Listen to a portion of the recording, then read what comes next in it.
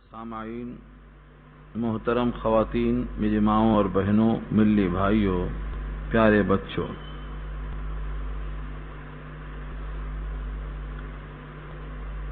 چونکہ گزشتہ رکوع میں ایک رکوع کے بجائے 2 رکوع ہوا تھا، اس کے بعد یہ آیت نمبر 84 ہے، یہاں سے نیا رکوع شروع ہو رہا ہے۔ پارے کا 18واں رکوع ہوگا اور سورت کا 12واں رکوع ہوگا۔ اوپر کی آیتوں کا یہ مضمون تھا کہ وہ اللہ کی نعمتوں کو خوب پہچانتے ہیں، پھر بھی اس کا انکار کرتے ہیں اور ان میں اکثر ناشکرے اور ناسپاس۔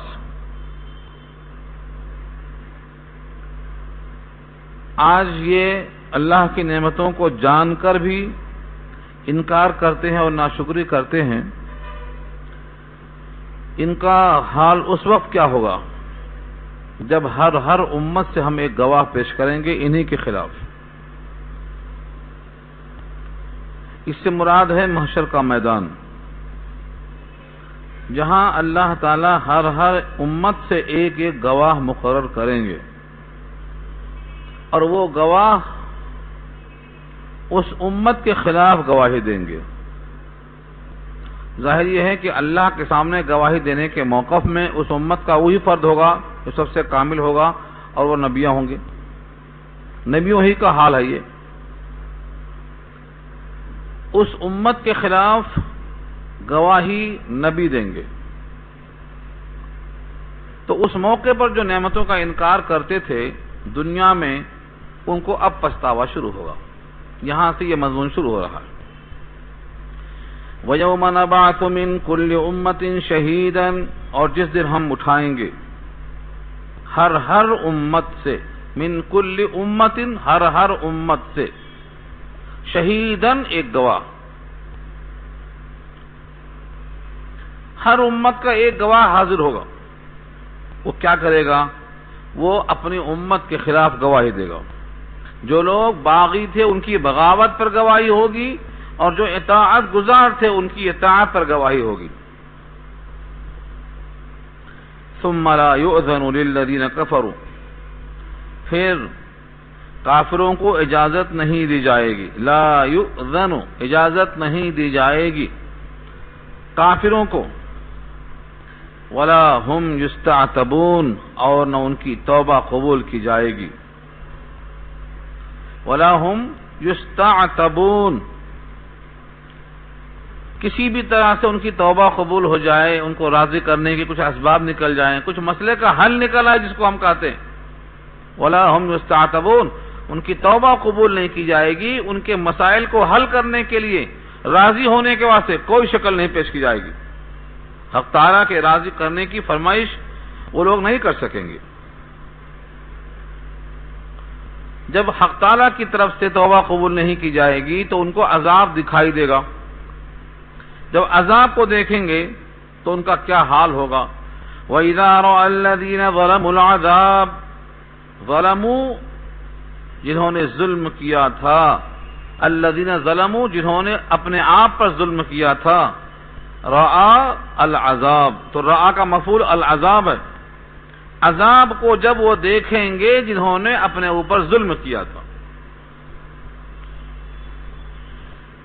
ان کا حال کیا ہوگا؟ وہ یہ چاہیں گے کہ عذاب میں تخفیف کی جائے یا تھوڑی مہلت دی جائے۔ ہر وہ شخص جس کے خلاف فرد جرم قائم ہوتی ہے وہ 2 ہی چیز چاہتا ہے، یا تو یہ چاہتا ہے کہ عذاب میں تخفیف ہو جائے، اگر سزا پھانسی کی ہے تو عمر قید میں تبدیل ہو جائے، اور عمر قید کی ہے تو کم سالوں میں چھوٹ جائے، یا تو عذاب میں تخفیف چاہتا ہے۔ ولا هم ينظرون، یا پھر وہ مہلت چاہتا ہے کہ سزا ابھی نافذ نہ ہو، تھوڑے دن کے بعد ہو۔ دونوں چیزیں یہاں پر اللہ نے رد فرما دیا۔ فلا يخفف عنهم، نہ ان سے عذاب میں تخفیف ہوگی، ولا هم ينظرون، اور نہ وہ مہلت دیے جائیں گے۔ مہلت بھی نہیں، وہ چاہیں گے کہ ہمیں ایک دن کم سے کم عذاب میں تخفیف ہو جائے۔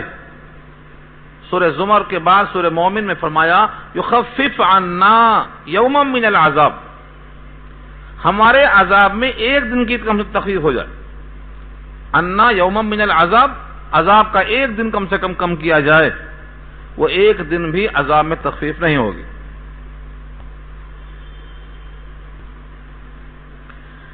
اس کے برخلاف جن لوگوں نے اللہ کے ساتھ بہتوں کو شریک کیا تھا، جب یہ شرکا آمنے سامنے ہوں گے تو ان کی نوک جھوک دکھایا ہے اللہ نے یہاں، یعنی ایک شخص اللہ کے ساتھ کسی غیر کو شریک کرتا تھا، مثلا بتوں کی پرستش کرتا تھا، یا کچھ لوگ فرشتوں کی کرتے ہیں، یا کچھ لوگ شیاطین کی بندگی کرتے ہیں، یا کچھ لوگ حضرت عیسیٰ کو خدا کا بیٹا مان کر بندگی میں شریک کرتے ہیں۔ جو جن کی پرستش کرتا رہا ہے، جب وہ سامنے آئیں گے اور ان کی خاطر عذاب میں اپنے آپ کو محسوس کریں گے تو ان کے اوپر الزام دیں گے اور وہ پلٹ کے ان پہ الزام دیں گے۔ دونوں باتیں اس آیت میں ہیں۔ وَإِذَا، اور جب رَأَى الَّذِينَ أَشْرَكُوا، دیکھیں گے وہ لوگ جنہوں نے شرک کیا، کس کو دیکھیں گے؟ شُرَكَاءَهُمْ، اپنے اپنے شرکا کو دیکھیں گے۔ ہر ایک کی شرکا الگ الگ ہیں، 360 خداؤں کے پوجنے والے ہر ایک اپنے اپنے شرکا کو سامنے پائیں گے۔ قالوا ربنا، تو کہیں گے اے ہمارے رب، ہؤلاء شرکاؤنا، یہ ہیں ہمارے شرکا، انہوں نے ہم کو شرک میں ملوث کیا تھا، یہ ہیں ہمارے شرکا جن کو ہم نے سجدہ کیا تھا، آپ کے برابر قرار دیا تھا۔ لہذا اس کا مقصد کیا ہے؟ یہ امتحان اور اس گھڑی میں ان شرکا پر سزا دلانا مقصد ہے، تاکہ ہمارا عذاب کم ہو جائے، بلا ان پہ ٹل جائے۔ الذین کنا ندعو من دونک، آپ کو چھوڑ کر جن کو ہم پکارا کرتے تھے، کنا ندعو، ہم پکارا کرتے تھے، ان کے سامنے سرزریز ہوا کرتے تھے، آپ کو چھوڑ کر، یہ وہی ہمارے شرکا ہیں۔ ابھی ان کی بات مکمل بھی نہیں ہوگی کہ وہ شرکا بول پڑیں گے۔ فَأَلْقَوْا إِلَيْهِمُ الْقَوْلَ، بس وہ ڈالیں گے ان کی طرف بات کو، کلام کو ان کی طرف متوجہ کر دیں گے، بات کو موڑ دیں گے۔ اگر وہ بولنے کے لائق ہوں گے تب بولیں گے، سب نہیں بولیں گے۔ مثلا فرشتوں کی پوجا کرتے رہے ہوں گے تو فرشتے بول پڑیں گے، انبیاء کو شریک کرتے رہے ہوں گے تو انبیاء بول پڑیں گے۔ لیکن اگر یہ بتوں کی پوجا کرتے رہے تو یہ بت نہیں بولیں گے، نہ آج بولیں گے نہ کل بولیں گے۔ تو یہاں اشارہ یہ ہے کہ ان کی طرف بات کو موڑ دیں گے، کیا کہیں گے؟ انکم لکاذبون، بے شک تم جھوٹے ہو، تم جو ہماری پرستش کرتے تھے، ہماری مرضی کا دخل نہیں تھا۔ پیچھے آپ بات سن چکے ہیں، سورہ ابراہیم میں شیطان کیا کہے گا؟ شیطان کہے گا وما کان لی علیکم من سلطان الا ان دعوتکم، تم کو صرف دعوت دیا تھا میں نے، تم پر میں کوئی بادشاہ تو نہیں تھا، تم خود آئے ہمارے جال میں۔ تو شیطان یہ کہے گا، اور فرشتے کہیں گے تم جھوٹ بولتے ہو۔ اور جو بے بس ہیں، بولنے کے قابل نہیں ہیں، بول ہی نہیں سکیں گے، وہ وہاں نہیں بولیں گے، بلکہ اللہ فرماتے ہیں وہ بولیں گے کیا؟ تمہارے بندگی کرنے کی ان کو خبر بھی نہیں ہے، تم ان کو 10 سال پوچھتے رہے، انہیں ایک لمحہ خبر نہیں ہوئی کہ میرا پجاری آیا ہے، وہ کیا جواب دیں گے؟ تم نے جن جن کے سامنے سر جھکایا ہے، پرستش کی ہے، وہ تمہاری پکار سے بے خبر ہیں۔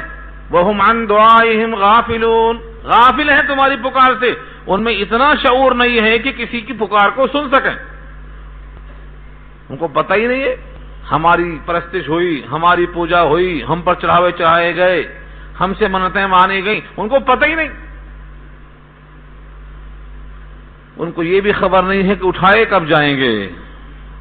ایان یبعثون لا یشعرون ایان یبعثون، ان کو یہ بھی شعور نہیں کہ اٹھائے کب جائیں گے۔ تو یہاں جو قول ہے انکم لکاذبون، یہ ان کی طرف سے آئے گا جو بولنے کے موقف میں تھے۔ شیطان بولے گا تم پر ہمارا زور نہیں تھا، فرشتے کہیں گے انکم لکاذبون، تم جھوٹ بول رہے ہو۔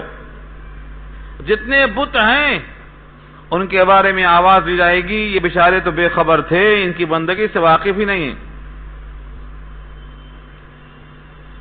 وَأَلْقَوْا إِلَى اللَّهِ يَوْمَئِذٍ السَّلَمَ وَضَلَّ عَنْهُمْ مَا كَانُوا يَفْتَرُونَ، اور وہ ڈالیں گے اللہ کی طرف اطاعت۔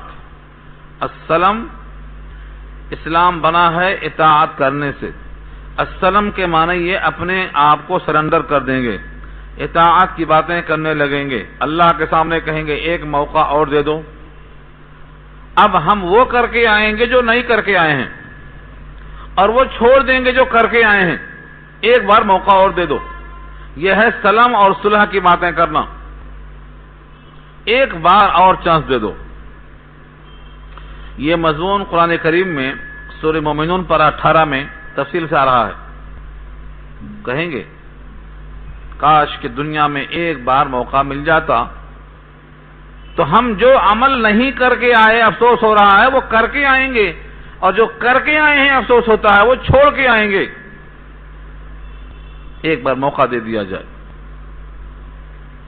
لعلی اعمل صالحا فیما ترکت کلا انہا کلمۃ هو قائلها، یہ ان کی زبان سے خواہش نکلے گی، پورا نہیں کی جائے گی۔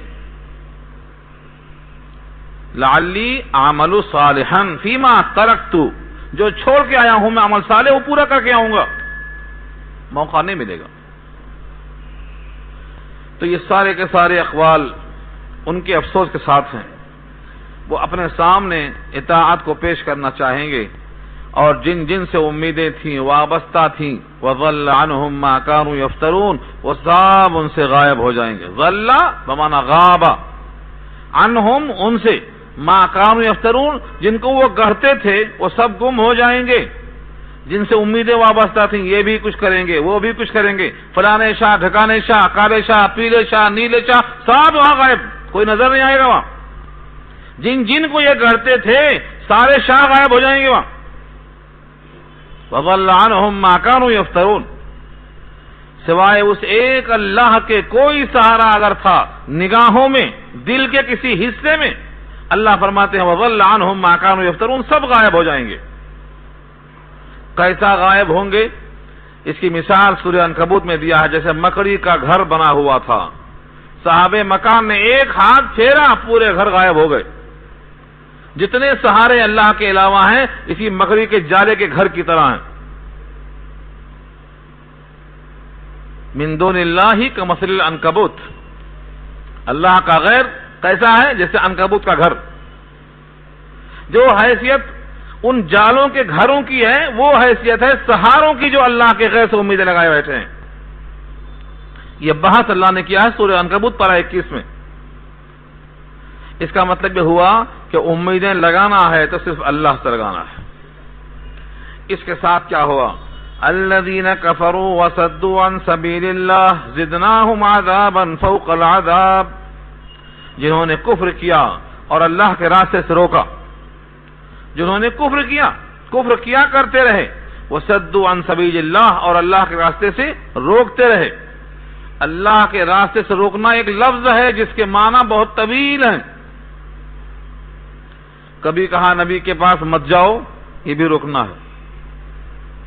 نیک لوگوں سے ملنے نہیں دیا، یہ بھی روکنا ہے۔ نیک لوگوں کو بدنام کر کے ان کو ٹیررسٹ کہہ دیا، یہ بھی روکنا ہے۔ داڑھی والوں کو برا کہہ کے ان کو متہم کر دیا، یہ بھی روکنا ہے۔ قرآن کریم کی آیتوں پہ اعتراض کر کے ان کو نکما ثابت کیا، یہ بھی روکنا ہے۔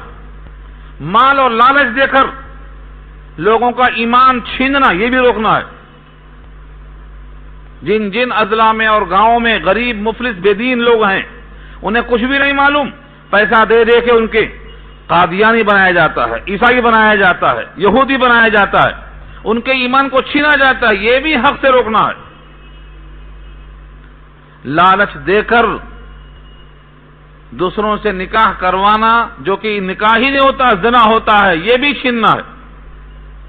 راستہ ایک نہیں ہے، صدو عن سبیل اللہ کے بہت سے راستے ہیں، جو جس طرح سے روکتا ہو، جو اسلام کے پیش کرنے میں رکاوٹ بنتا ہو۔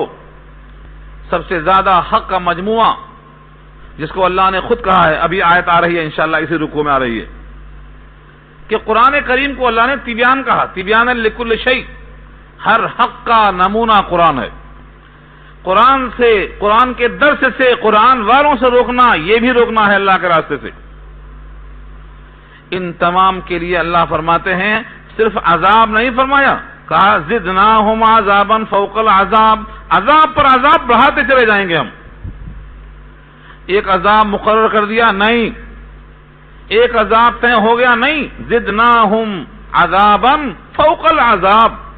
فوق مانے اوپر، عذاب کے اوپر عذاب، عذاب کے اوپر عذاب بڑھاتے چلے جائیں گے ہم. کیوں؟ یہ بھی کفر میں بڑھتے چلے گئے، ہماری کتاب سے روکنے میں آگے بڑھتے چلے گئے، سزاؤں میں بھی ہم کمی نہیں کریں گے، بڑھاتے چلے جائیں گے. زدناہم عذابا فوق العذاب. یہ عذاب برداشت کر سکیں گے یا نہیں کر سکیں گے؟ جل کے ختم ہو جائیں گے؟ یہ سوال سب کے ذہن میں آتا. اللہ نے اس کا جواب پہلے ہی دے دیا ہے سورہ نساء پارہ 5 میں کہ جہنم کی آگ جب جلا دے گی، جل کے کوئلہ ہو جائیں گے تو مر نہیں جائیں گے، ہم دوبارہ نئی کھال پھر چڑھا دیں گے. پھر عذاب ساتھ ساتھ جل کے کوئلہ ہو جائیں گے، پھر مر نہیں جائیں گے، پھر نئی کھال ہم چڑھا دیں گے. ایک بار، دو بار، 3 بار؟ فرمایا نہیں، جب جب جلتے جائیں گے نئی کھال چڑھاتے جائیں گے. لا الہ نہایا، کوئی انتہا نہیں، کاؤنٹنگ نہیں. 1 بار، 2 بار، 3 بار، 100 بار، 1000 بار، لاکھ بار نہیں. اللہ کا یہ وعدہ ہے. کلما نضجت جلودہم بدلناہم جلودا غیرہا لیذوقوا العذاب. لفظ کلما کا ترجمہ ہے جب جب ان کی کھالیں جلتی جائیں گی تب تب ہم نئی کھالیں چڑھاتے جائیں گے تاکہ وہ عذاب کا ذائقہ چکھتے چلے جائیں. مر جائیں؟ فرمایا نہیں، مریں گے نہیں، جلیں گے. اور وہ آگ جلتے جلتے دل تک پہنچے گی، جہاں کفر تھا ایمان کے بجائے وہاں تک پہنچے گی. نار اللہ الموقدہ التی تطلع علی الافئدہ. یہ افئدہ کیا ہے؟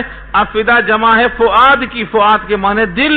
جس دل میں اللہ کی عظمت نہیں تھی، اللہ کے غیر کی محبت تھی، جس دل میں قرآن کی عظمت نہیں تھی، اللہ کے غیر کے قانون کی محبت تھی، اس دل میں آگ پہنچے گی، دل جلے گا لیکن مر نہیں جائے گا. سورہ ابراہیم میں کہا یاتیہ الموت من کل مکان وما ہوا بمیت. موت کی طرح تکلیف ہر طرف سے آئے گی لیکن مرے گا نہیں. یہ 3 آیتیں یاد رکھنا، سورہ نساء پارہ 5 کی، سورہ ابراہیم پارہ 13 کی، اور یہ عذاب کی آیت کہ جتنے عذاب سے موت آ جایا کرتی ہے مرے گا نہیں، دل میں آگ پہنچے گی، سورہ ہمزہ کے حوالے سے. تو یہ تینوں آیتوں کو ملائیں گے تو معلوم ہوگا کہ عذاب پر عذاب چڑھاتے چلے جائیں گے لیکن یہ مریں گے نہیں. یہ سب کیوں؟ بما کانوا یفسدون، اس وجہ سے کہ یہ فساد کرتے تھے. فساد کیا ہے؟ فساد کرنے والا کہتا ہے میں اصلاح کرنے والا ہوں، مفسد اپنے کو مصلح کہتا ہے میں اصلاح کر رہا ہوں. تو کوئی فیصلہ کرنے والا ہونا چاہیے کہ فساد کیا ہے، اصلاح کیا ہے. پہلے پارے میں اللہ نے کہا ہے جب ان سے کہا جاتا ہے فساد مت کرو زمین میں تو کہتے ہیں انما نحن مصلحون، ہم تو اصلاح کر رہے ہیں، فساد نہیں کر رہے ہم. اللہ نے کہا الا انہم هم المفسدون، الا انہم هم المفسدون، اگر وہ یہی لوگ فسادی ہیں. تو فساد فی الارض کی تعریف کرنا پڑے گا. اللہ نے جس چیز کو جیسا استعمال کرنے کا حکم دیا ہے، جیسا قانون بنایا ہے، جیسا نبی نے اس عمل پر کر کے چلایا ہے، جس طرح صحابہ کی تعمیر ہوئی ہے، یہ امن ہے. اور اس کے خلاف چلنا یہ بد امنی ہے، اسی کا نام فساد فی الارض ہے. ظہر الفساد فی البر والبحر بما کسبت ایدی الناس. لوگوں کے کرتوت کی وجہ سے بحر و بر میں فساد پھیل گیا ہے، خشکی میں اور تری میں.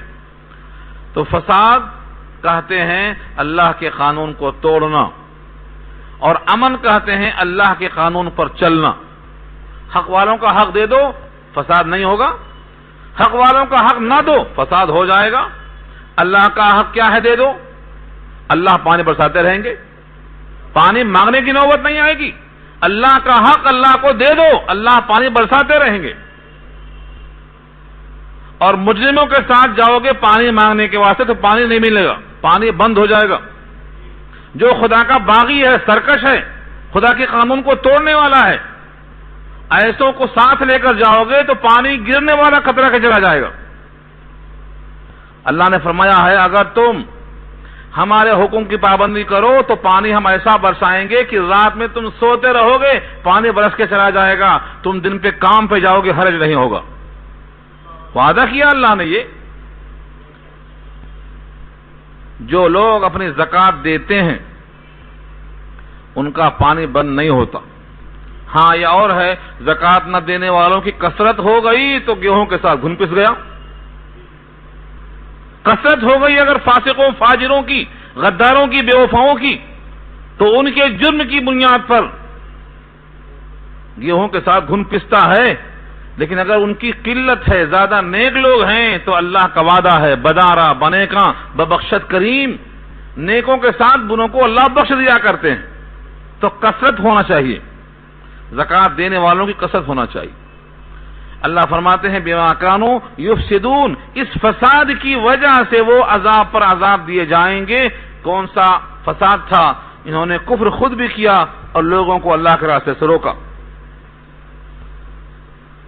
روکنے والے وہی ہیں جو قرآن کی مخالفت کرتے ہیں, جو سنت کی مخالفت کرتے ہیں, جو شریعت کی مخالفت کرتے ہیں, جو خوشی اور غم میں اسلام کو بھول جاتے ہیں, سب کی خواہشوں پہ عمل کرتے ہیں لیکن اللہ کے حکم کی پرواہ کیے بغیر کرتے ہیں. یہ لوگ فساد فی الارض کرتے ہیں. اللہ نے آگے فرمایا کہ اس وقت کیا حال ہوگا.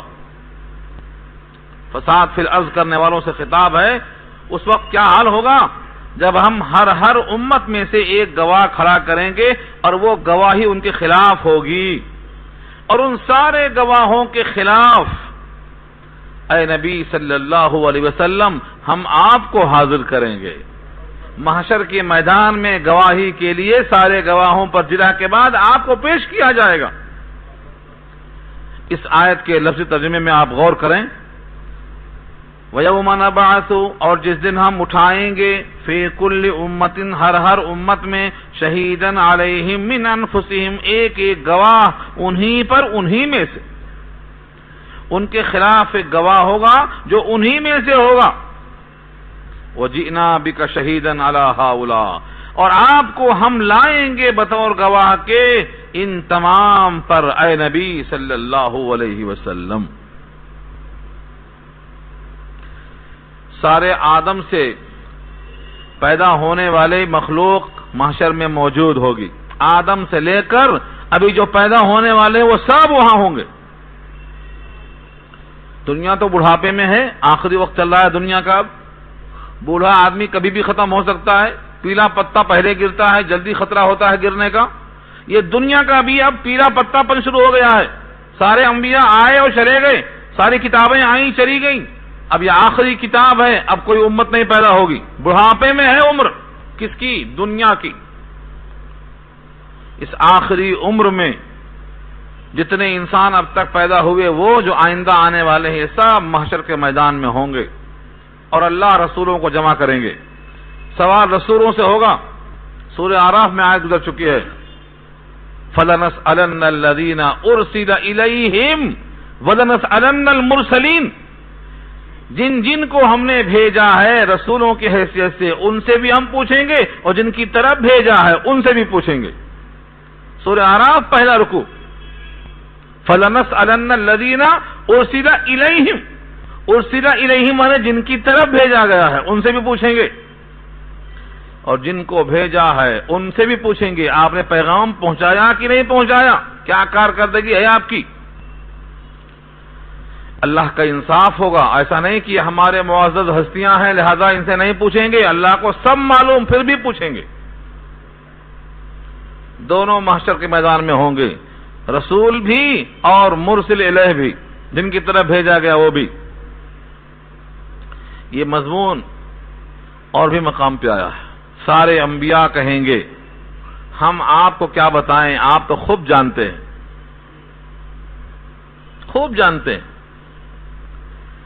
سورہ انعام کے حصے میں اللہ نے کہا ہے یوم یجمع اللہ الرسل فیقول ماذا اجبتم قالوا لا علم لنا انک انت علام الغیوب۔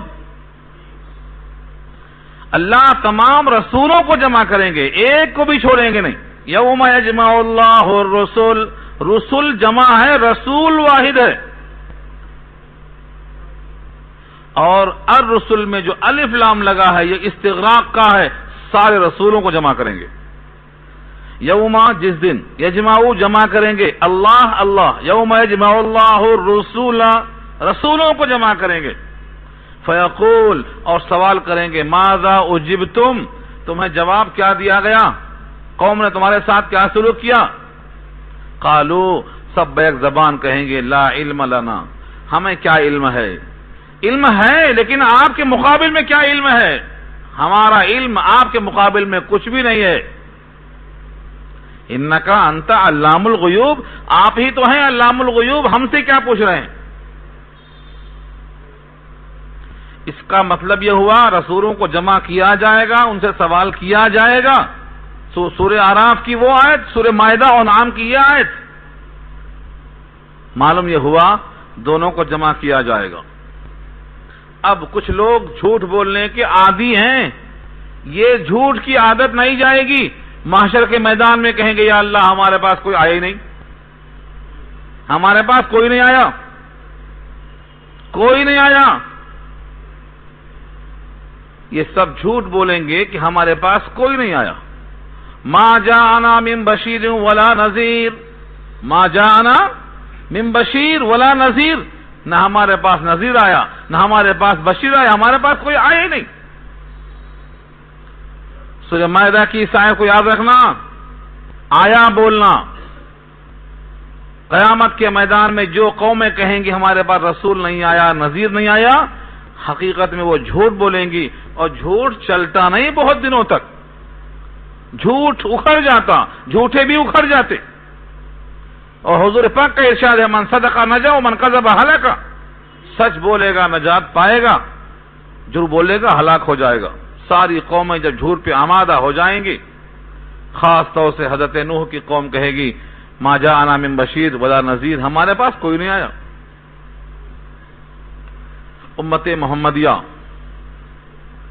علی صاحب الصلاۃ والسلام، امت محمدیہ یہ امتی آخری امتی ہوں گے، ان کو اللہ نے ایک خطاب دیا ہے کہ تم خیر امت ہو، تم امت وسط ہو، تم امت شہداء ہو، تم میں سے اللہ نے بہتوں کو شہید یعنی گواہ بنایا ہے۔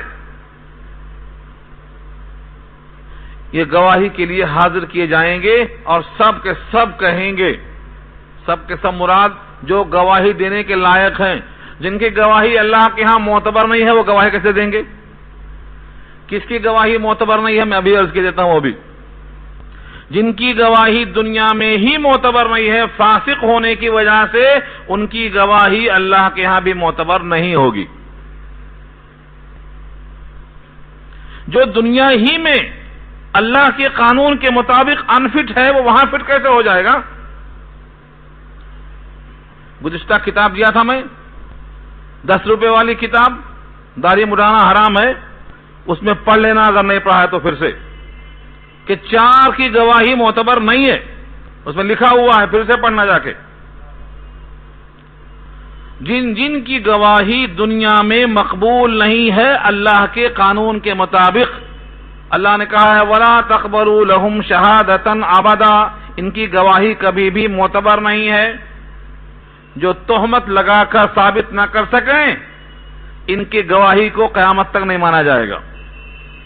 کسی مسلمان پر تہمت لگا کر اس کو ثابت نہ کر سکیں، ایسوں کو اللہ نے کہا ہے ان کی گواہی معتبر نہیں ہے قیامت تک۔ سورہ نور پارہ 18 بی بی عائشہ پہ الزام لگانے کے بیان میں آئی ہے، الزام تو لگا دیا، ثابت کرو اس کو، اور جو ثابت نہیں کریں گے یہ اللہ کے ہاں مردود الشہادت ہیں، ان کی گواہی قیامت تک نہیں مانی جائے گی۔ یہ لوگ گواہی دینے کے لائق وہاں بھی نہیں ہوں گے، یہاں بھی نہیں ہیں۔ جو فاسق اور فاجر ہیں، جو اللہ کے نبی کے حکم کے خلاف داڑھیاں مڈاتے ہیں، ان کی گواہی یہاں بھی معتبر نہیں، وہاں بھی معتبر نہیں۔ اللہ کی طرف سے جتنے علماء ہیں، کوئی عالم آپ کے ساتھ نہیں ساتھ دے گا، سب کی رائے یہی ہے کہ بالاجماع وہ شخص فاسق ہے، گواہی غیر معتبر ہے۔ قرآن کریم کی اس آیت سے معلوم یہ ہوا امت محمدیہ کے وہ افراد جو گواہی دینے کے موقف میں ہوں گے یہ لائے جائیں گے اور وہی گواہی دیں گے۔ گواہی عجیب و غریب ہوگی،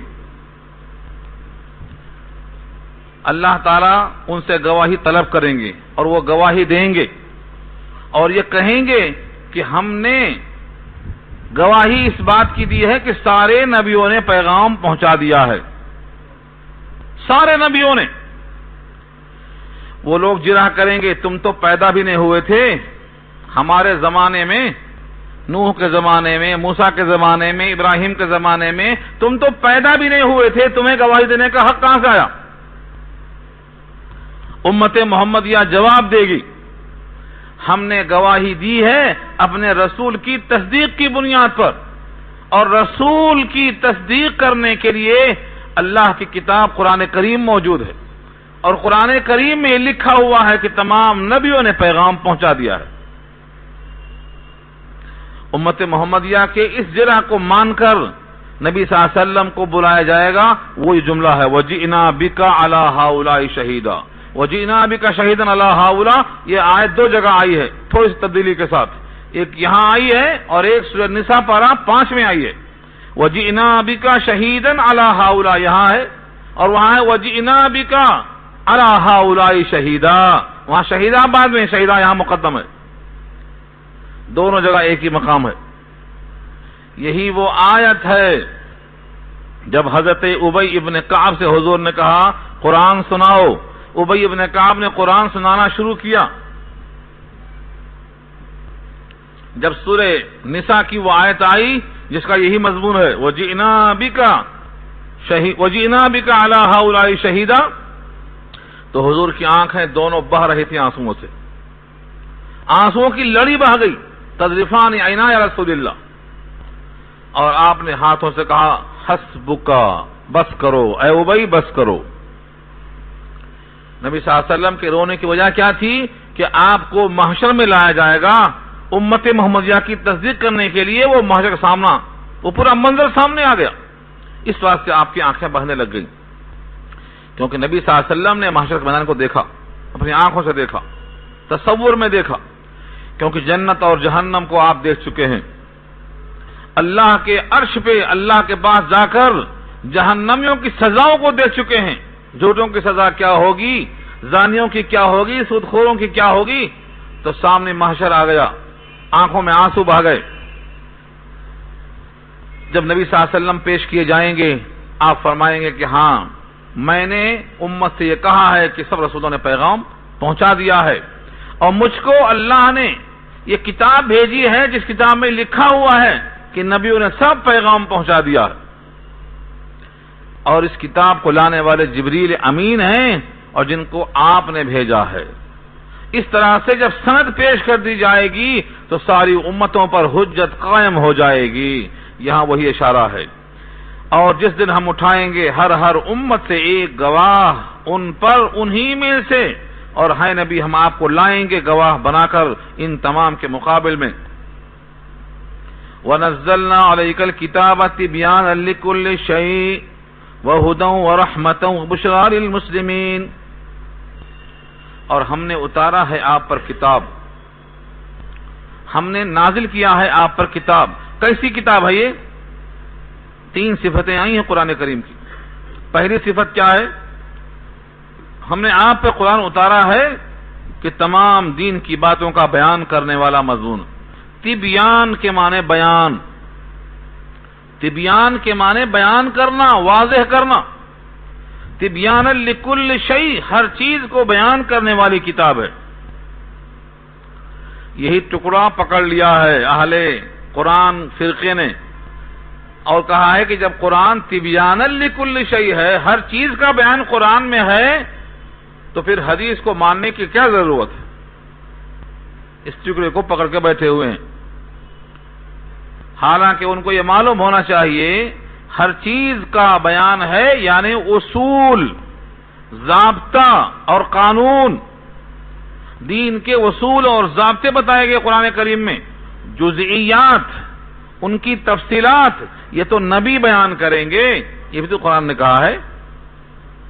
سورہ نحل اسی صورت میں گزر چکی ہے پیچھے، وَأَنزَلْنَا إِلَيْكَ الذِّكْرَ لِتُبَيِّنَ لِلنَّاسِ مَا نُزِّلَ إِلَيْهِمْ وَلَعَلَّهُمْ يَتَفَكَّرُونَ، ہم نے آپ پہ کتاب بھیجی ہے تاکہ آپ کتاب کے لفظوں کو کھول کر لوگوں کے سامنے بیان کر دیں، تاکہ لوگ اپنی عقل سے بھی غور و فکر کر سکیں۔ تو اگر نبی کا بیان کرنا قرآن کے علاوہ ہے اور وہ تمہارے پاس بے حیثیت ہے، تو قرآن کو بیان کرنے کا کیا مقصد نکلا؟ اور اللہ کا وہ حکم، اس کا کیا مقصد نکلا؟ اس لیے اللہ کے حکم سے نبی کا بیان کرنا با مقصد ہے، اور وہ حدیث کا مجموعہ ان آیات کی تفسیر ہے۔ اور یہاں پر جو کہا تبیان لکل شیء، اس کا مطلب اصول میں، قواعد میں، ضابطے میں پورا کا پورا مکمل ہے یہ قرآن۔ نماز کا دستور بتا دیا، لیکن نمازوں میں رکعتیں کتنی ہیں یہ قرآن کے تفصیل میں نبی بیان فرمائیں گے۔ نبی کو جبریل نے سکھایا، جبریل کو اللہ نے بھیجا، تو نمازوں کی تفصیل جو حضور نے ہم کو سکھایا، یہ توسط سے جبریل کے اللہ نے بھیجا ہے۔ کوئی بھی قرآن کریم کا ماننے والا اگر حدیثوں کا انکار کرتا ہے تو گویا وہ قرآن کا بھی انکار کرتا ہے، کیونکہ قرآن نے کہا ہے یہ وَمَا آتَاكُمُ الرَّسُولُ فَخُذُوهُ وَمَا نَهَاكُمْ عَنْهُ فَانْتَهُوا، رسول تمہیں جو حکم دیں لے لو، جس سے روکیں اس سے رک جاؤ۔ یہ آیت بتاتی ہے کہ رسول کے باتوں سے نہ رکنا اور جو دیں حکم اس کو نہ لینا، اس آیت کی خلاف ورزی ہے۔ اس لیے تبیان سے مطلب وضاحت، لیکن کس کی؟ ہر چیز کی، اصول میں، ضابطے میں۔ وَهُدًى وَرَحْمَةً، اور ہدایت ہے اور رحمت ہے۔ ہدن کے معنی ہدایت، ہدایت کے معنی ایسا راستہ بتانا کہ منزل تک جانے میں مشکل نہ ہو، اس کو ہدن کہتے ہیں۔ قرآن کریم راستہ بتا کر منزل تک پہنچاتا ہے۔ جس کو منزل مقصود یعنی جنت میں جانا ہے، وہ قرآن کی رہنمائی کو قبول کر لے، یہ ہدایت ہے۔ وہ رحمت، اور بڑی رحمت ہے۔ رحمت کا مطلب کسی قانون میں بھی زحمت نہیں ہے کہ تم کو تنگ کرنا مقصد ہے، بلکہ تم پر اللہ کی طرف سے رحمت ہی رحمت ہے۔ اگر تنگ کرنا مقصد ہوتا تو قانون میں جہاں تسہیل ہے ان پہ نگاہ ڈالو۔ آپ مسافر ہیں تو نمازوں میں قصر کا اللہ نے خود حکم دے دیا۔ آپ حالت خوف میں ہیں تو نماز کو آدھا آدھا کرنے کا اور پڑھنے کا حکم دے دیا۔ آپ بیمار ہیں تو تیمم کا حکم دے دیا۔ حائضہ اور نفسا ہیں تو کہا روزے کی قضا بعد میں کر لیجئے۔ یہ سب جو اللہ کے قانون میں تسہیل ہے، یہ اس لیے ہے کہ اللہ کی رحمت ہے اس کتاب کی شکل میں۔ اگر تم کو تنگ کرنا مقصد ہوتا تو تمہارا سارا مال مانگ لیتے، تم کو دیا ہم نے واپس دے دو۔ آج تم میں ہے کوئی کہ 100 دے کے 80 پہ معاف کر دے اور 20 روپے لے کر خوش ہو جائیں؟ اللہ فرماتے ہیں 2.5% میرے نام پر دے دو، باقی تم خود لے لو۔ میرا دیا ہوا ہے، تم سب لے لو، صرف غریبوں کو 2.5% دے دو۔ وہاں بھی ڈنڈیاں مار رہے ہیں لوگ۔ تو کون ہے جو سب دے کر پھر بھی خوش ہو جائے؟ یہ اللہ کے قانون میں جو شکلیں ہیں یہ سب رحمت کی شکلیں ہیں۔ امت محمدیہ پر کتنی شفقتیں اللہ کی ہیں اس کتاب کے توسط سے۔ ہر وہ چیز جہاں تنگی تھی حضور نے ان تنگیوں کو دور کر دیا۔ سورہ اعراف میں آ چکی ہے وہ آیت، وَيَزَعُ عَنْهُمْ إِسْرَهُمْ وَالْأَغْلَالَ الَّتِي كَانَتْ عَلَيْهِمْ، جو بوجھ ان پر تھا حضور نے اتار کے بازو رکھ دیا۔ جو ان کے پیروں میں زنجیریں تھیں، ہتھکڑیاں تھیں، سب کھول کے باہر رکھ دیا۔ جو حرام خبیث گندی چیزیں تھیں ان کو حرام کر دیا، جو لذت آمیز چیزیں تھیں ان کو حلال کر دیا۔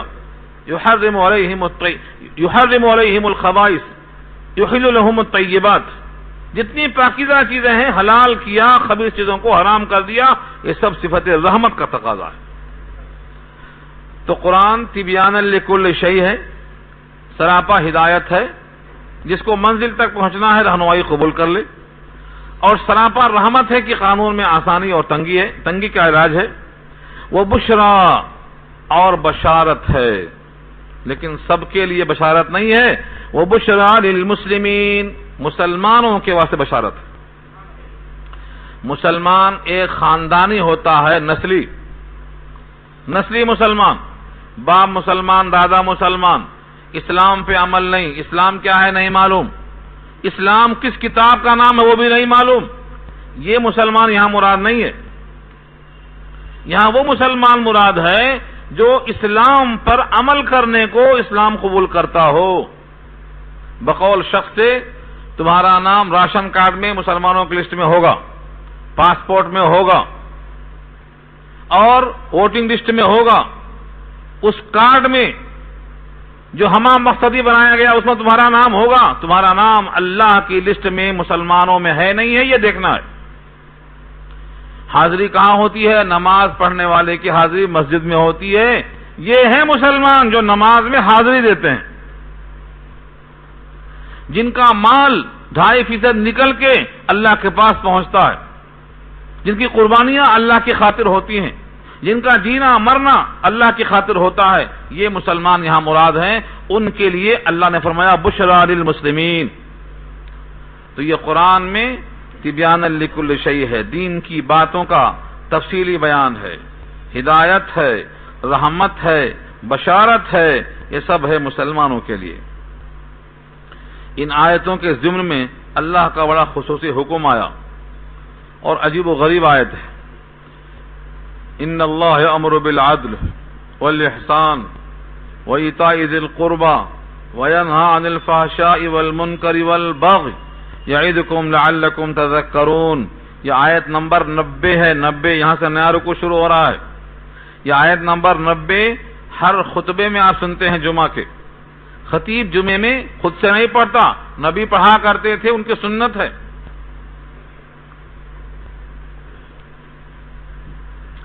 یہ آیت پر مفسرین نے بہت طویل بحثیں کی ہیں۔ نبی صلی اللہ علیہ وسلم نے حج کے خطبے میں یہ آیت پڑھی، نبی صلی اللہ علیہ وسلم نے جمعے کے خطبے میں یہ آیت پڑھی۔ آج سارے بڑے بڑے علماء، چاہے وہ امام حرمین ہی کیوں نہ ہو، اس آیت کو پڑھے بغیر خطبہ ختم نہیں کرتے، کیونکہ یہ انداز جامعیت کا، اس میں اسلام کے پورے وصول آ گئے یہ ایک آیت کے اندر۔ بہت سے لوگوں کا اسلام اسی آیت کو سن کر وہ اسلام میں داخل ہو گئے کہ جس آیت میں اتنا بڑا، اتنا بہترین قانون ہو، وہ اسلام قابل قبول ہے۔ اس آیت میں اللہ نے 6 باتوں کا تذکرہ فرمایا ہے، 3 کرنے کے لیے اور 3 چھوڑنے کے لیے۔ دوا کھانا اچھا ہے لیکن پرہیز ضروری ہے، یہاں 3 دوا ہے اور 3 پرہیز ہے۔ خالی دوا کھائیں گے پرہیز نہیں کریں گے تو اثر نہیں ہوگا۔ ان اللہ یأمر بالعدل والاحسان، بے شک اللہ حکم دیتے ہیں بالعدل، عدل کا، عدل مانے یہ اعتدال، والاحسان اور احسان کا، وایتاء ذی القربى اور قرابت داروں کو دینے کا حکم فرماتے ہیں۔ یہ 3 چیزیں پازیٹیو ہیں، کرنے کے کام ہیں۔ وینہی عن الفحشاء والمنکر والبغی، اور منع کرتے ہیں کھلی ہوئی برائی سے اور مطلق برائی سے اور ظلم سے، ان تمام سے منع فرماتے ہیں۔ تو 6 چیزیں ہو گئیں، 3 لفظ ہے، عدل، احسان اور ایتا، 3 لفظ۔ دوسری لائن میں ہے فحشاء، منکر، بغی، 3 لفظ ہے، 3 کرنے کے، 3 چھوڑنے کے۔ یہ 3 میں سے اگر اپنا آپ جائزہ لے کے دیکھیں، اگر اوپر کے 3 کام آپ کرتے ہیں اور نیچے کی 3 چیزوں کو چھوڑتے ہیں تو اللہ کی نصیحت کو گویا آپ نے قبول کر رکھا ہے، خوشخبری کے آپ لائق ہیں۔ جو اوپر کہا تھا نا مسلمان کے لیے بشارت ہے، وہ مسلمان سے یہی مراد ہے جس میں 6 صفتیں پائی جائیں۔ پہلی صفت کیا ہے؟ ان اللہ یامر بالعدل، بے شک اللہ حکم دیتے ہیں عدل کا۔ عدل کہتے ہیں برابر، عادل کہتے ہیں برابری کرنے والا۔ اب اگر عدل کا صلہ آ جائے ان، تو عدل عن الطریق، راستے سے ہٹ جانا۔ عدل کے معنی برابری، ہر جگہ برابری جائز نہیں ہوتی۔ کہاں برابری کا عدل حکم دیا اللہ نے؟ کوئی شخص یہ چاہے کہ ہم ہر جگہ عدل کریں گے، جتنا بڑا کپڑا بچے کا ہے اتنا بڑا کپڑا بوڑھے کو بھی دیں گے، تو یہ عدل چلنے والا نہیں ہے۔ بچے کو چھوٹا کپڑا چاہیے، بوڑھے کو بڑا کپڑا چاہیے، وہاں برابری نہیں چلتی۔ یہاں عدل سے مراد کیا ہے؟ ایک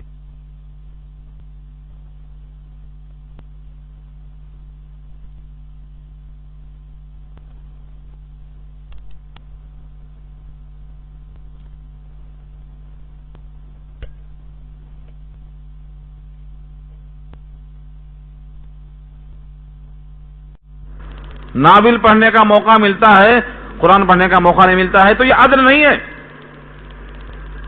عدل یہ ہے کہ ہر ایک کا حق جو مقرر ہے اللہ کی طرف سے، اس کو اس کا حق دے دو، اللہ کا حق دے دو۔ اکثر کو تو پتہ بھی نہیں ہے کہ اللہ کا حق کیا ہے۔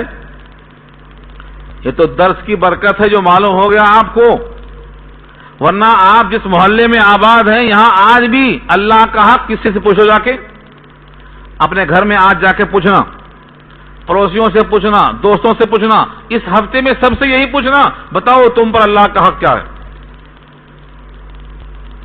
صحابہ نے نبی سے پوچھا تھا، اے اللہ کے نبی، بندوں پر اللہ کا کیا حق ہے اور اللہ پر بندوں کا کیا حق ہے؟ وماذا حق اللہ علی العباد وما حق العباد علی اللہ۔ دیکھا، صحابہ نے پوچھا، اس پر عمل کیا، کامیاب ہو گئے، خطاب مل گیا رضی اللہ کا۔ آج پتہ نہیں ہے اللہ کا حق کیا ہے۔ اللہ کا حق بندوں پر، بندوں کا حق اللہ پر نبی نے بیان کر دیا ہے۔ یوں فرمایا، اللہ کا حق بندے پر یہ ہے کہ بندے اللہ کی پرستش کریں، اس کے ساتھ کسی کو شریک نہ کریں، یہ حق اللہ کا ہے۔ اور بندوں کا حق اللہ پر یہ ہے کہ اللہ اپنے بندوں کو عذاب نہ دیں۔ جو بندہ اللہ کی بندگی کرتا ہوا کسی کو اس کے ساتھ شریک نہیں کرتا ہوا آیا ہے، وعدہ ہوا نہیں ہوا، تم اگر ہماری پیشانی کی پراپرٹی میں کسی کو شریک نہیں کر کے آئے ہو تو تم پر عذاب نہ دینا، یہ تمہارا حق ہے ہمارے پاس محفوظ۔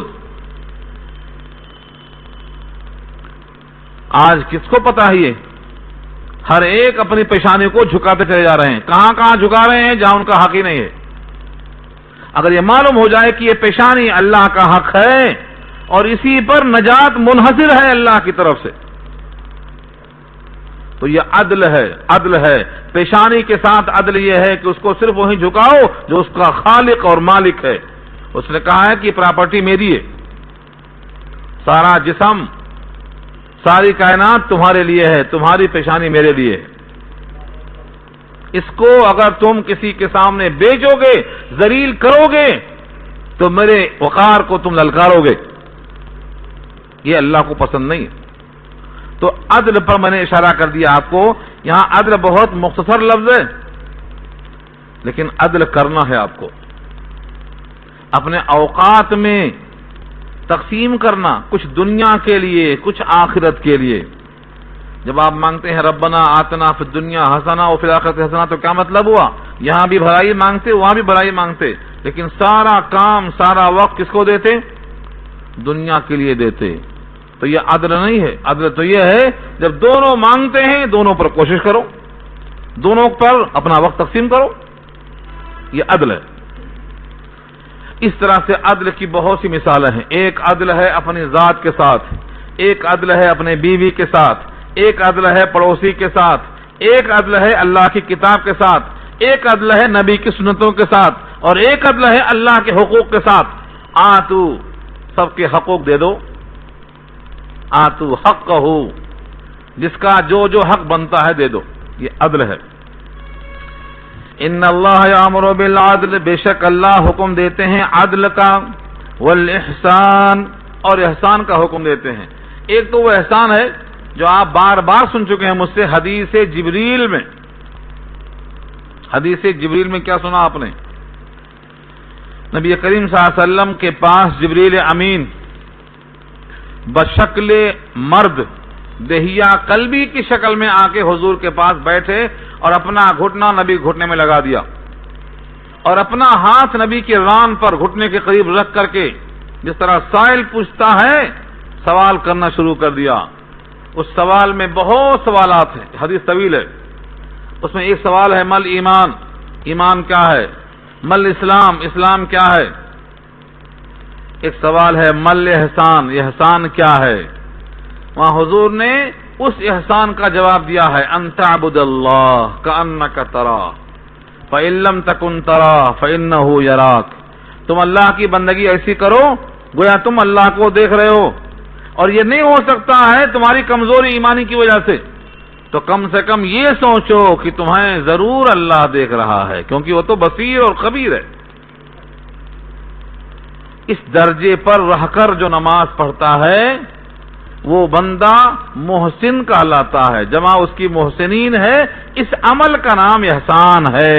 یہاں اسی کا حکم دیا اللہ نے، بالاحسان، ایسی بندگی کرو کہ تمہیں اللہ دیکھ رہا ہے، نمازیں بھی ایسی پڑھو، کپڑے بھی ایسے پہنو، کھانا بھی ایسے کھاؤ۔ اب بتاؤ اگر کسی کے دل میں آ گیا کہ مجھے اللہ دیکھ رہا ہے، تو اس کو اللہ پیتا ہوا دیکھ رہے ہیں تو پیے گا، وہ چھوڑ دے گا نہیں چھوڑ دے گا؟ یہ بتانے کی ضرورت ہے، میاں تم بیڑی پی رہے ہیں تمہیں پیتا ہوا اللہ دیکھ رہا ہے، تم شراب پی رہے ہیں تمہیں اللہ پیتا ہوا دیکھ رہا ہے، جب بھی دیکھا ہے تجھے پیتے ہوئے دیکھا ہے، کیا جوانی میں تجھے شغل یہی زیبا ہے؟ اس شباب کو تم نے کہاں لگا دیا؟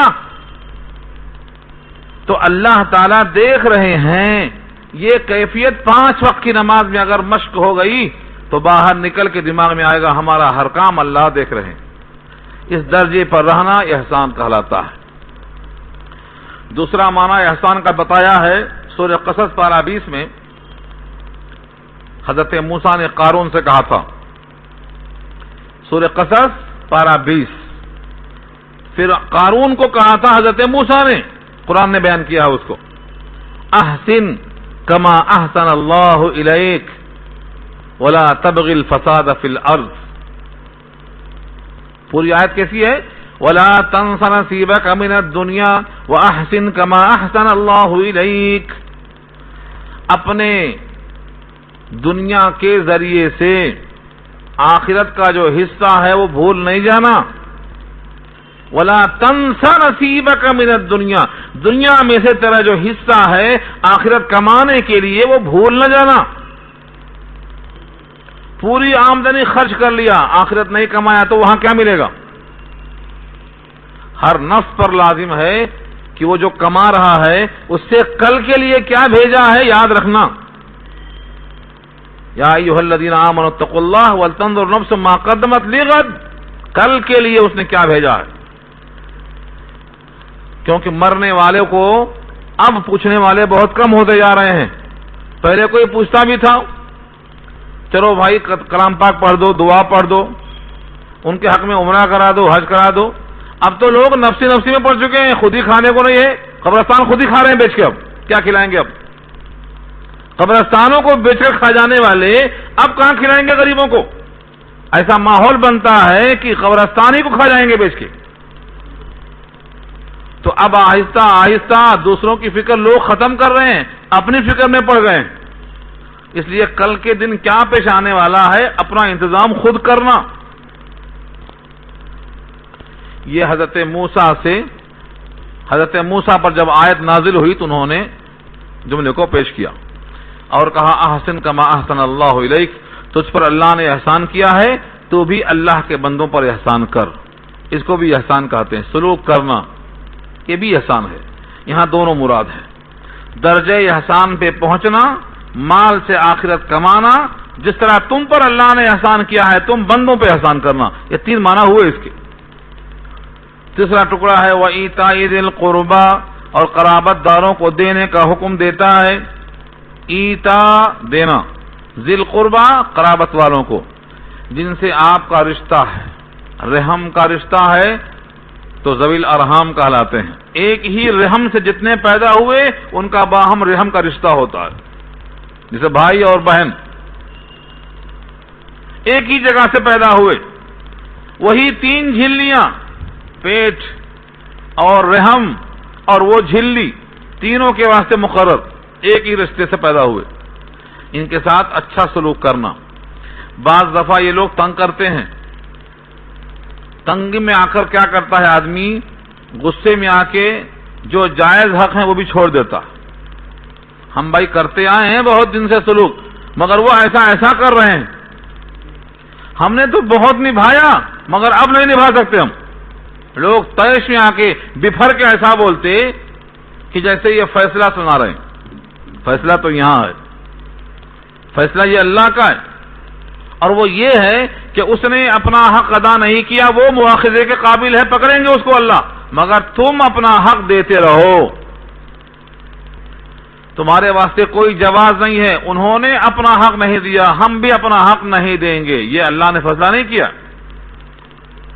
حضور نے یہ کہا ہے سل من قطعک واعف عمن ظلمک، جو تم سے کٹ رہا ہے تم اس سے جڑتے رہو، اور جو تم پر ظلم کرتا ہے تم اس کو معاف کرتے رہو.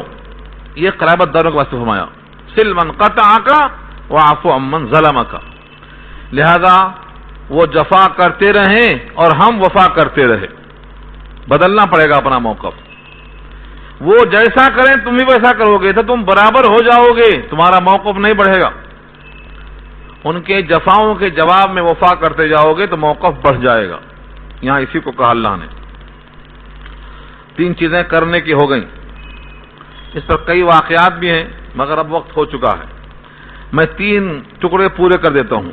وَيَنْهَا عَنِ الْفَحْشَاءِ وَالْمُنْكَرِ، اور منع کرتے ہیں رب کریم. فحش کی جمع فحشا، کھلی ہوئی بے حیائی، کھلا ہوا ننگا پن، جس کو ہم کہتے ہیں عریانیت.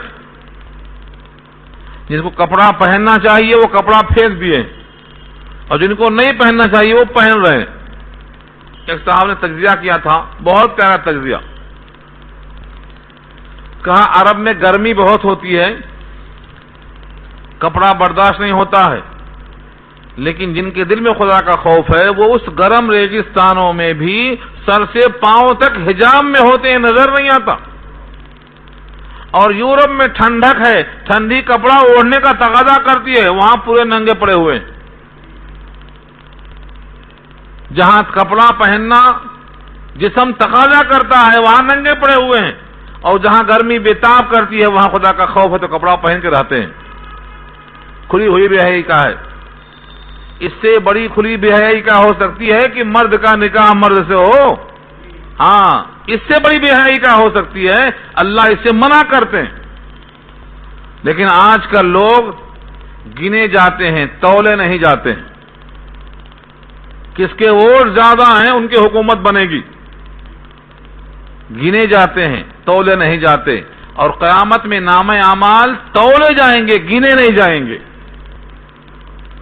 قرآن نے واضح کیا ہے قیامت میں ہم اعمال گنیں گے نہیں. کتنی نمازیں ہیں نہیں، کتنا وزندار نماز پڑھا ہے اس نے، کتنے پارے پڑھ کے آیا نہیں، پاروں میں جو لفظ پڑھا ہے کتنا وزندار پڑھا ہے. ایکم احسن عملا، حسن عمل کا مطلب وزن دیکھا جائے گا. ہم قیامت میں نام اعمال تولنے کے واسطے ترازو قائم کریں گے، گننے کے واسطے کاؤنٹنگ مشین نہیں لگائیں گے. وَنَضَعُ الْمَوَازِينَ الْقِسْطَ لِيَوْمِ الْقِيَامَةِ، قیامت میں ہم ترازو رکھیں گے تولنے کے واسطے کتنا عمل تھا تمہارا. تو بے حیائی کھلی ہوئی ہے یہ، اور اس میں اگر ہم غافل رہیں گے تو ہم مجرم ہوں گے. مجرمانہ غفلت ہوگی ہماری. ہم اپنی اولاد کو قرآن سے قریب کریں، ہمارے نصاب میں قرآن شامل کریں. ہم نے آپ سے وعدہ کیا تھا کہ ترجمہ قرآن مکمل سیٹ ہاتھوں میں لے کے آئیے، اس کو یہاں پڑھائیں گے کیونکہ آپ گھر میں پڑھ نہیں رہے ہیں اس کو. اگر نہ لائے ہوں تو آئندہ سے لائیے، ضرور لائیے، رمضان بھی آ رہا ہے. ایک درس میں ایک صفحہ پڑھا دیا کریں گے، آہستہ آہستہ آپ کو مزہ لگ جائے گا تو آپ پڑھنے لگ جائیں گے. چلو پورا حاصل نہیں ہوگا لیکن شروع تو ہو جائے گا حاصل کرنے کے ارادے سے. نیتوں پر عطا ہوتی ہے اللہ کی. تو بے حیائی کھلی ہوئی عام ہو رہی ہے، ذہنی بے حیائی، فکری بے حیائی، لباس کی بے حیائی، ہر قسم کی بے حیائی ہو گئی. فحش گانے سنے جاتے ہیں. آج کل جو فلمیں بنتی ہیں وہ بھی پہلے کی طرح نہیں بنتی ہیں، آج کی فلمیں بھی گندی ہو گئی ہیں. آج کل جو چیزیں استعمال میں آتی ہیں ان میں بھی گندگی ہے. تو کھلی بے حیائی ہے، یہ علامات قیامت میں سے ہے. قیامت کے قریب میں زنا عام ہو جائے گا، گانا عام ہو جائے گا، اور اچھے اچھے لوگ ایسے ویسے ہو جائیں گے، اور چرواہے فخر کرنے والے بلڈنگوں میں شمار ہو جائیں گے. آج ایسا ہی ہو رہا ہے. سب علامات قیامت میں سے ہیں. میں نے پہلے ہی کہا ہے دنیا بوڑھی ہو چکی ہے، اب مرنے والی ہے. اسی کا نام علامت قیامت ہے. تو بے حیائی سے اللہ روکتے ہیں، ہر قسم کی بے حیائی. والمنکر، منکر کسے کہتے ہیں؟ منکر اصل میں ضد ہے، اپوزٹ ہے معروف کا. اور معروف کہتے ہیں اتباع القرآن و سنتی، قرآن کی اتباع اور میرے سنت کی اتباع، یہ معروف ہے. اس کی ضد کیا ہے؟ نہ قرآن کی اتباع نہ سنت کی اتباع، یہ منکر کہلاتا ہے. سب سے بڑا منکر کیا ہے؟ وہ شرک ہے. تیسرا لفظ ہے والبغی،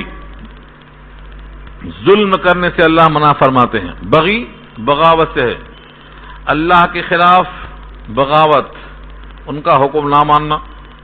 رسول سے بغاوت کیا ہے؟ کلمہ ان کا پڑھنے کے باوجود ان کا طریقہ چھوڑ دینا. یہ سب بغاوت میں آتا ہے. جس زمین پہ ہم آباد ہیں اس زمین پہ اپنے خالق کو چھوڑ کر مخلوق کو وہ درجہ دینا، یہ سب بغاوت کی شکلیں. اللہ فرماتے ہیں بے حیائی سے، منکرات سے اور ظلم کرنے سے رک جاؤ. یعظکم لعلکم تذکرون، تم کو اللہ نصیحت کرتے ہیں تاکہ تم نصیحت قبول کر لو. اس پر اور بھی واقعات ہیں، جو کچھ حصہ بچا کچا ہے انشاءاللہ آئندہ ہفتہ ہم اس کو پورا کر دیں گے. دعا کر لیجئے اللہ تعالیٰ آسان فرمائیں. الحمدللہ رب العالمین، والصلاۃ والسلام علی سیدنا